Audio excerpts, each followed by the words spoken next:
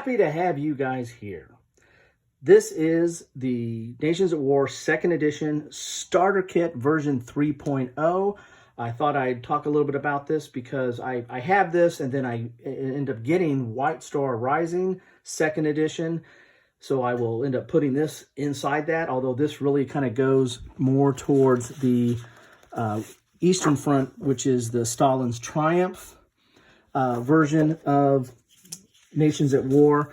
But I wanted to show what you get, and that this comes in a little baggie, you know, kind of like this baggie here. That's a little teaser for what might be coming up in one of my videos.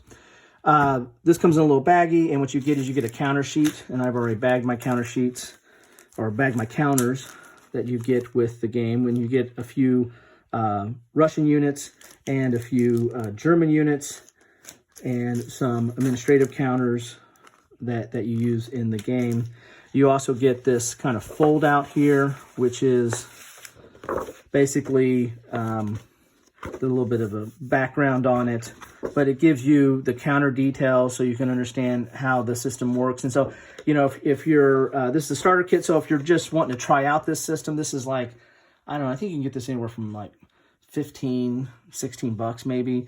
But it's an introduction to this system. So if you're wanting to just try this out, this is an easy way to get a look at this system. You know, this gives you the turn track and some of your abilities or fate points for counters, what you might have. So this is more of an administrative chart that you would use, and it gives you your counter details. And the game is relatively straightforward. I mean, there's a lot of numbers here and that looks complicated, but it's really not that complicated. This is basically your armor-piercing firepower, so anything that has armor, and you'll know if it has armor, if it has like a save value over here. High explosive firepower is for infantry or soft targets. So if they don't have armor, you're going to be using that. This is your movement value. Then your assault value, which is if you're in the same hex as something, then you're going to use that. And the system's really easy. The middle number is the number of dice you roll. The next number is what you have to roll to hit. So I get roll 3 dice, and I got to roll, got to beat the 5 in order to land a hit on the unit. When you land a hit, you flip it over. It's disrupted. If you hit it again, you're going to remove the unit. And then if it's armor, it's got a chance to save, and it gets to roll this many dice, and it has to roll that number. So you roll 2 dice, you got to roll 6 to save, and each one you save, you get to save one of the hits that you received. The same is true for the firepower. You don't get a save, but you know, 2 dice, and you have to roll that 5 to hit. The number on the far left here is the range. You know, you have 5 hexes for the armor power or armor piercing firepower, and then 3 hexes for high explosive or soft target firepower. And you have your typical line of sight rules in that regard as well. That's it. That's most of the game right there. I mean, there's headquarters that deal with the morale aspect and has a command range, and if it's in the same hex, you get a leadership modifier and stuff like that, and it allows you to rally. I mean, there's some rules like that, and aircraft have some rules, but as you see, a lot of it's the same basic number system that drives the game. The other aspect of the game is going to be this formation counter. It's a chip pull system that you pull this counter out. You put all the counters in the cup of the units that are, or the formations that are fighting. And when you pull that counter out, then the units of that formation get to they get to activate. They can move, they fire, whatever, based on the rules of the game. What they did change in the 2nd edition update is you have these activation cards. So instead of the counters pull, you would have a deck of cards, and when you pull this out, like when you pull this one, then the second guard's tank gets to activate. And then if you draw an end turn or a couple end turns, that ends the turn, and then you do your end of turn administrative stuff, and then rinse and repeat and put everything back in the cup and keep drawing in the deck in this case. Now these are on one sheet of paper. You have to cut these out. I haven't done that yet. I've done the thing where I roll a 6-sided dice, and then that's what I get on that, because I hate cutting stuff out. But I will probably do that at some point. But it also has counters in here. You have counters, so you can use the counters, or you can use the cards. The Nations at War system, and along with the World at War 85 system, is all going to the cards now. You also get a map with this. One-sided, but it's a good-sized map here.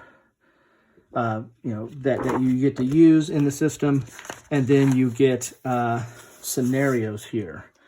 And Yeah, I think these came with it, or I might have printed these out. Oh yeah, you have to print these out because it doesn't come with the rules. You have to print out the rules, and the Lock and Load gives the rules free for printout. You just print out the rules. These are pretty, I think it's like 30 pages or 40 pages or something. But there's also a scenario book that you can or this might be in the back of the rules. I can't remember, but it's on their site, and you just print out these pages. These are the scenarios for the starter kit. So you don't get this with it. You have to print that out by accessing the online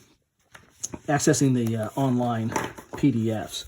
But that's what you get in this, and so you get a little sheet of counters. So you're going to get the units that you need to have. And again, you don't necessarily need to use the cards because you do have a activation chit for the formations you're using, and it's a real simple scenario. I think you're taking on I can't remember now the listener, but it's basically, I think the Germans are attacking the Russians in that case. So anyway, nice little introduction to the system. It, again, for $14-15, and then printing out the rules and the scenario. Yeah, you've got yourself a game in a little bag here that, again, it's just one scenario, but it'll give you a feel for it. If you like it, then great. Then you want to advance up and buy some of the other elements. Again, there's 3 different core sets. There's the Western Front, Eastern Front, and then the North Africa. And then you can get into the whole system, and if you like it. If you don't, then heck, you're out some ink and $15, and so what? You learn from it. You didn't have to spend any more money on that. So hopefully this was helpful. If you like it, please like. If you want to see more or want to know more, please subscribe. Please comment. Let me know what you think. Let me know what you think about this upgrade kit, or the starter kit. If you think this is even worth trying before you buy, or just go into the regular game, or any thoughts like that, or on the system. Appreciate it. And always, thank you for watching.